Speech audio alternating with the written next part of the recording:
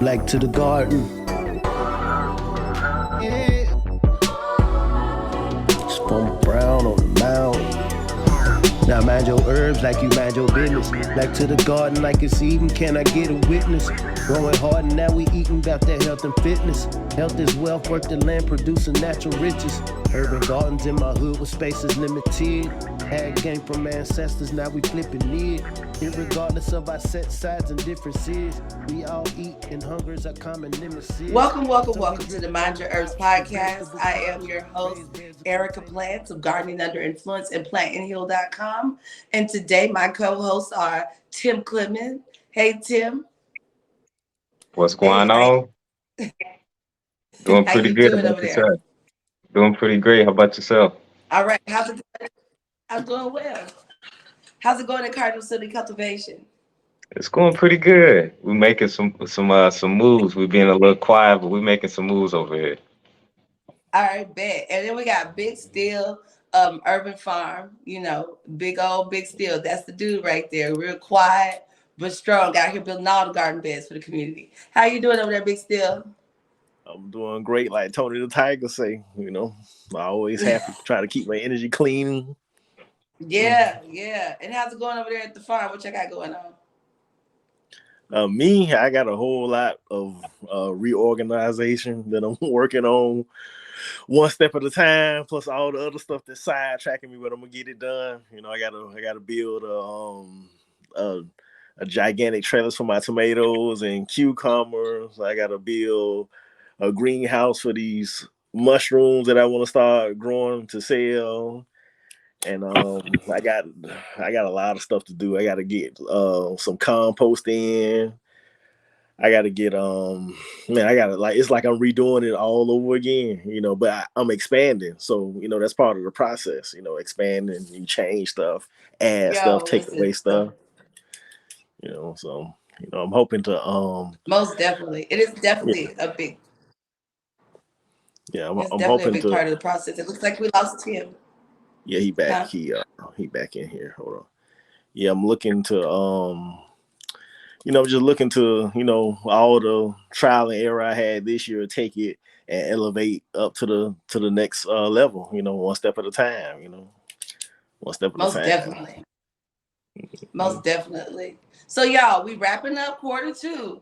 How has the year been going for y'all so far? I'll kick it off. It's been a little rough, if I'm being 100% real. It's been a whole lot of learning about the processes and navigating through the different points of the process and having to pivot when I think the process is supposed to be faster or whatever. So, but we still on track though, which is cool.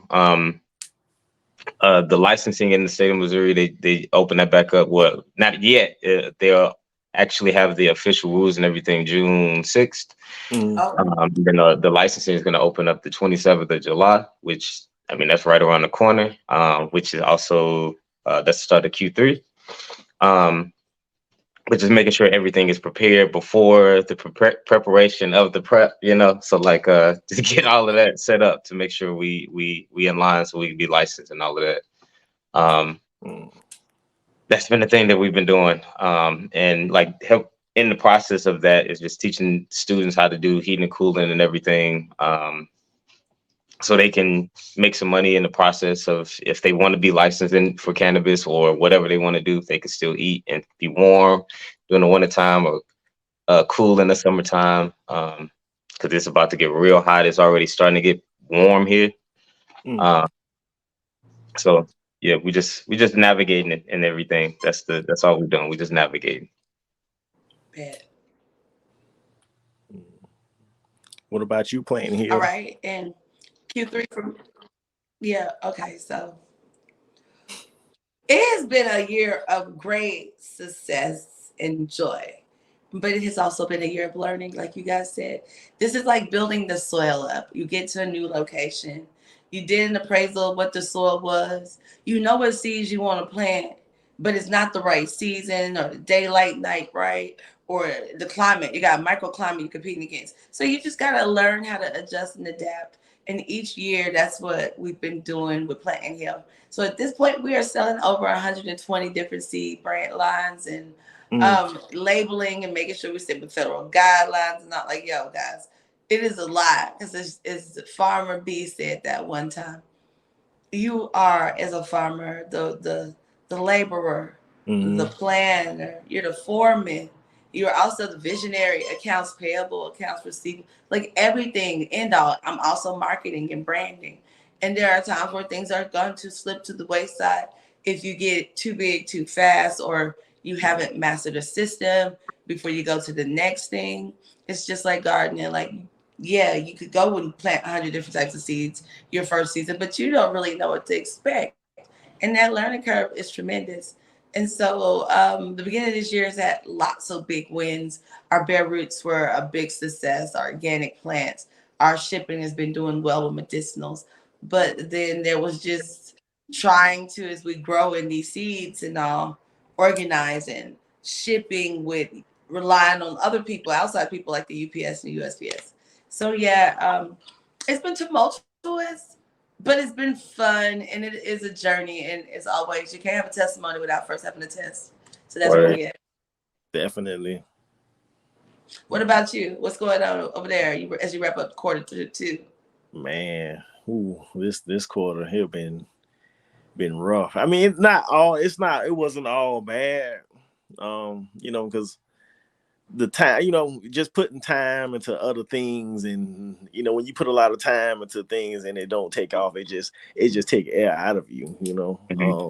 But outside of that, everything else has been going accordingly. And sometimes we have these things that happen that throw us off, so we can realign with what's what we're supposed to be doing to begin with. You know what I'm saying? So I look forward to the next 2 quarters. I really do, especially because fall. I found out my best growth season is fall. So that's what I look forward to anyway. Because I skip summer. I'm thinking maybe next year maybe doing watermelons. I don't know yet. I just had to figure out everything. I had to set up and everything. Maybe that will be my summer crop. But just summer is just real tough, especially here in Zone 10B.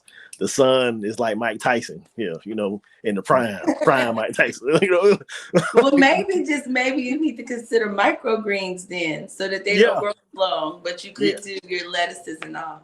I didn't think about microgreens. Give me it just clicked to me. I was thinking about you got the perfect temp for germination, but it just don't have a long stand game. But microgreens would probably be a win-win on both sides. Yeah, definitely. I didn't think about microgreens. Wow. I hadn't either. Whole new thing to look at. And that's my own list too. I'm gonna write that down. Okay.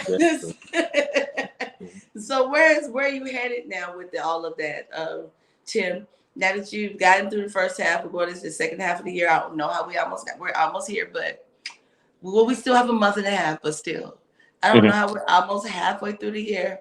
What are you looking towards? What is next? How will you wrap up this year? What is your goal? Your big goal? Big goal.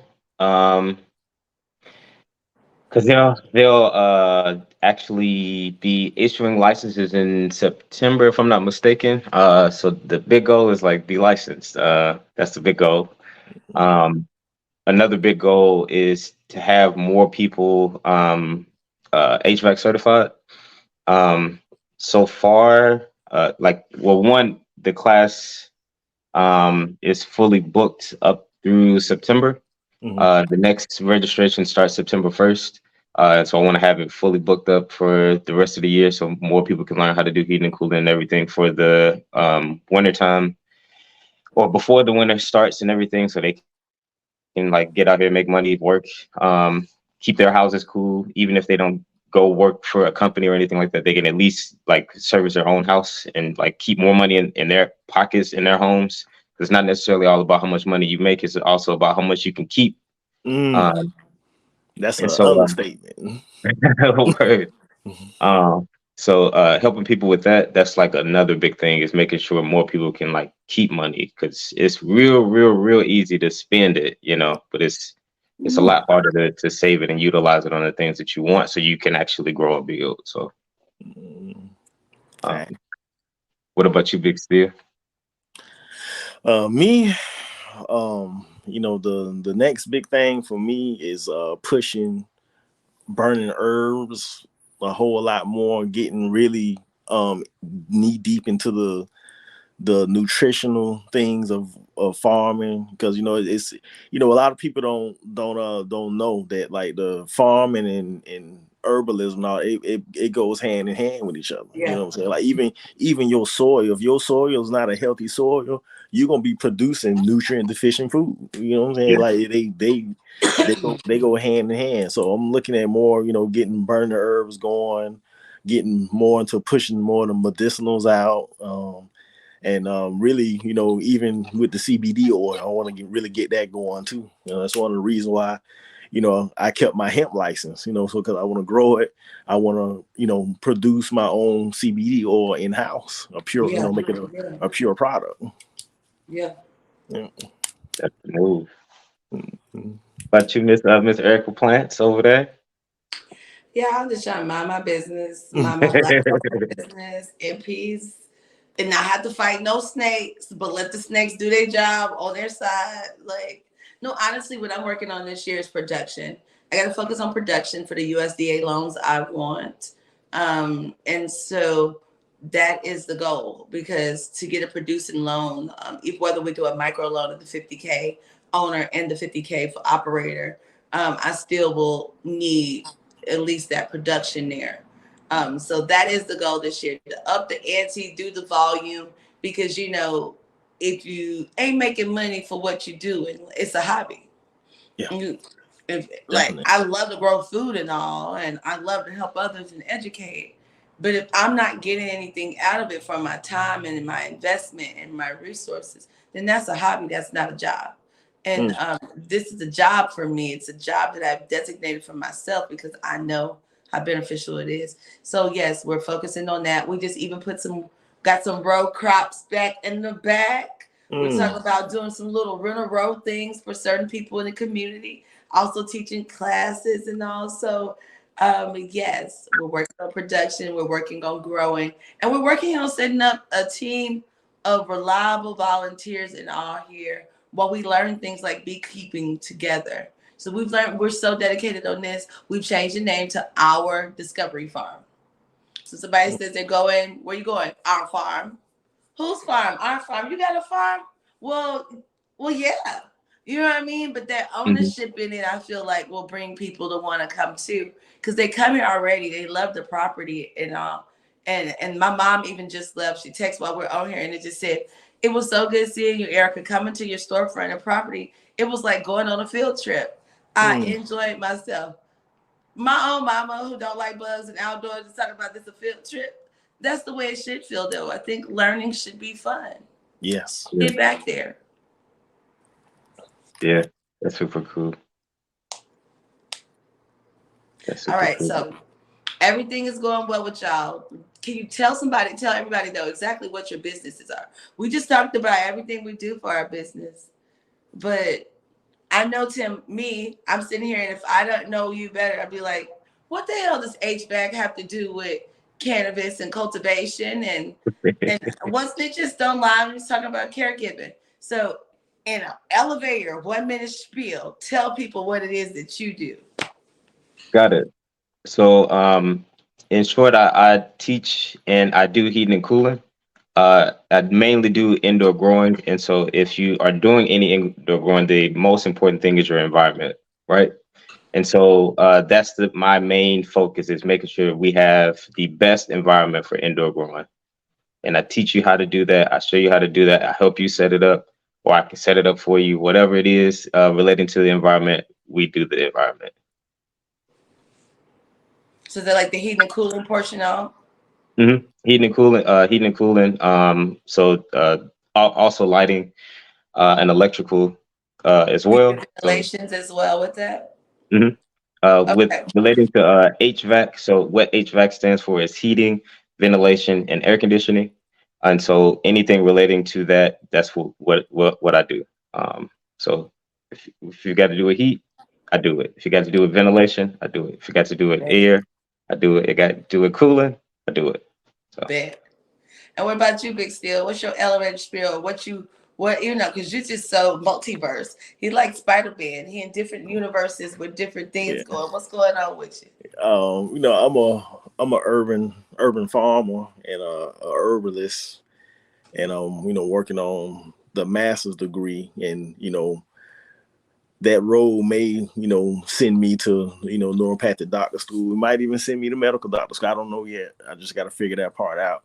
But you know, what I push is you know, organic farming. That's very important, especially in the urban areas, because the urban areas are hit the most by the, you know, the food crisis and everything. Like we don't like, I don't know if y'all noticed, but like if y'all are in an urban area, you notice like you got all this bad food, McDonald's, Burger King, Popeyes, chicken, Church's chicken, everything that's gonna give you high blood pressure, headache, heart disease. That is like close everywhere in the urban area. And when you go out into the finer areas, they got a Whole Foods. They got a place where they can go get, you know, freshly grown organic food. Trader And Joe's and yeah, all Trader that. Joe's and all this stuff. And we need that in the urban area, because the urban area has the highest amount of all diseases, you know. Mhm. You know, so that's my target point, you know, urban agriculture, you know, regenerative agriculture, growing organic food to supply the urban area. That's my market. But you know, but we see you over there, and you be building garden beds. Now you're talking about chicken coops and Yeah, mushrooms and that, that hydroponics, and yeah, so that's not your whole spiel. What yeah, else is there? that's another thing. Like also, you know, building the garden beds and teaching the people how to grow food. Um, you know, and you don't necessarily need a garden bed. If you can get you some 5 gallon buckets, or you know, you take that old cooler that's sitting in the garage and drill you some holes in the bottom, and you know, I believe in growing by any means necessary. By any You know, means. and so like you just grow whatever you got. Use what you got to grow. Um, I got new ventures I'm into with I got my first customer wanting me to build them a chicken coop. So it's my first time doing this. I'm a little nervous, and I'm nervous and excited at the same time. But Let's you go. know, but I it's already put in a request for a quail.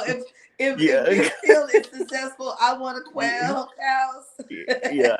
But I'm gonna build that, and I'm also gonna be doing adding the aquaponics to the urban farm, as well as worm farm, because worm farming is something, you know, you can take that dirt from the worms, and you know, that's a whole nother business by itself, and Oh, it could be used to, you know, add nutrients to the soil, because you Mhm. know, and it's a process I want to learn anyway, because like when you buying it from the store, we don't know what they really doing with that worm compost. So has it even been even composted with worms? We don't even know that, you Mhm. know. So like I believe you know, we in the and what did time, the worm break down? huh? And I always be wondering, what did the worm break down? Like, Eh, what was this yeah, originally? Was this like Yeah. exactly. pesticide hell? Because that's a whole Mhm. different animal. Yeah. Like, I, I believe like we're in the era now where we need to get back more hands on with everything. You know, we've Very. got away from, you know, making our own bread and stuff like that. Like you know, I grew up in the 90s, so I didn't really, I caught some of my grandma making certain things from scratch or whatever. But you know, I wish, you know, maybe I could have been in the 70s, one of them 70s babies that actually got to see the grandma go grab the chicken, wring the neck, and you know, make the flour from scratch and all. I wish I could have saw that, you know, like because like we need that, like we really need that, because Really do. yeah, you know, these companies, you know, they're not giving us pure product. They're yeah, giving us chicken this deformed. They selling us deformed chicken. And you know, it's deformed sad. chicken that's never seen sunlight, that's eating and living Mm, off of corn that it should have never been eaten from the get go. yep. But let me go. Oh, I'm sorry. And other dead parties of chickens and cows Yeah. have been composted. Yes, facts. That's all facts. So that's why I think we need to get back more hands on with our food and everything. And they've moved people, they trick people out of the hands-on experience, and everybody thinks, oh, getting the big job and all that, that's what it's about. And at the end of the day, it's not really about it. It's all about being self-sustainable, because you can have the big $100,000 a year or $250,000 a year job and not even be self-sustainable. Right. Mm-hmm. Right. Totally. Right. All of that. So as we go into the end of the year, y'all, it sounds like we got some good goals. Tim is going to be giving people financial freedom and empowering themselves to be able to protect their own community and their own homes and their own resources. Malcolm, sounds like you're doing the same thing. We're all over here doing producing instead of consuming. You're teaching people how to grow their own food and teach them how to grow their own medicines and all, so that they can do the same thing for limited resources, so that they can keep it. With this inflation, all of this matters. Same thing with me, the production and saving food, but it being nutrient dense and full of everything it needs, so that our communities are protected. We can't keep being underserved and underrepresented, y'all. Yep. Big food is the number one industry in the world. It is recession proof like no other. Why? Because everybody needs food to live. You may not need a toilet, even though toilets and plumbing is recession proof. You may not need electricity, but everybody needs food. Facts. Ain't never heard nobody say I don't want to eat nothing. Right. Yeah, I'm just not gonna eat for the rest of my life. Boycott all food. That's not what they're doing. It ain't it. They're not gonna make it for very long. So food is a very big business, and we are all tapping into this in a different component that both liberates our people, gives us more agency in our communities, and I think that's dope. Well, y'all, are we gonna end with a strain of the day in the education component? Are we good to go? Because I think it's been a great chat. Yeah, I think it's been a good chat. I do got a strain and all of that in case we want to do it and all of that. All right, wait 2 seconds. Let me get my information up. I'll be right back to the screen. Big Steel talking about neuropathic doctor and all of that. Let's Man, get listen, I was it. telling him, I was like, yo, and even not even on no relationship shit, but I would go back to the PNW just on some shit to that. I wouldn't go all the way. I have to pop in because I don't really like they winters, but I'd be there in the summertime. Like, yeah, I don't know. It's just an exciting journey. And it's only 2 years. Like, yo, I'm debating on going back and finishing for that. Like, yo, the neuropathy part sounds really intriguing to me. Yeah, that's dope. That's so dope to me. Yeah, definitely. Yeah, it's all a process. I never saw myself doing any of this.